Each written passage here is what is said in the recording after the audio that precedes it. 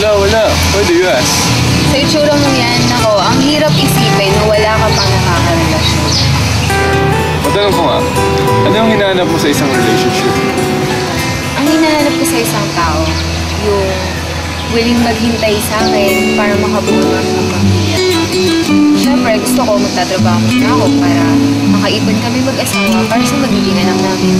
Tsaka hindi ako papayag na may pumilit sa akin yung magkaroon kagad ng anak. Kapag ready na ako, doon ako magsisettle down. Wow, na-miss naman ako doon. Hindi naman kasi pa yan ako. Ayoko din kasi mahulog sa mga nililisahan ng mahulog ko. Lalo na nagbabago ang family dynamics ko. Tama, mayroong mga gay and lesbian ngayon na nag-aambod. Tapos, yung lalaki, minsan nagiging housewife. Iba na talaga. Matanong ko nga, may boyfriend ka na ba? Dahil mo kasing alam sa relasyon ng pamilya. May boyfriend ka na ba? May boyfriend ka na ba? May boyfriend ka na ba? May boyfriend ka na ba? May boyfriend ka na ba? May boyfriend ka na ba? Uy, ba't ito lala? Wala, may naalala lang ako. Sigurado kang okay ka lang. Okay lang ako pa.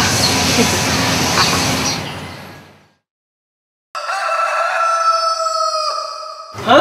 Ano sabi mo? Well, I thought what you said before. At iniisip ko na, what better way na mas mapapakanabangan kayo pagka-business admin ko than selling our own business at home. Ano sa tingin mo? We could hardly pay our dues for renting this house from your parents.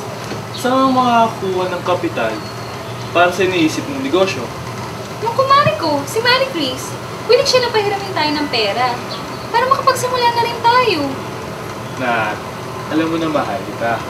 But when I told you that, I don't want you to end your career because of me.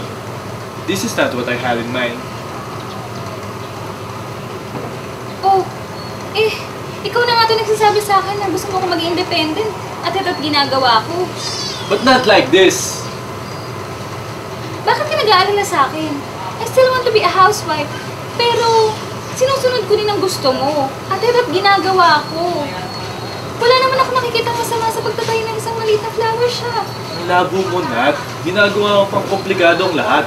Ako malabo? Ano ba talagang gusto mo?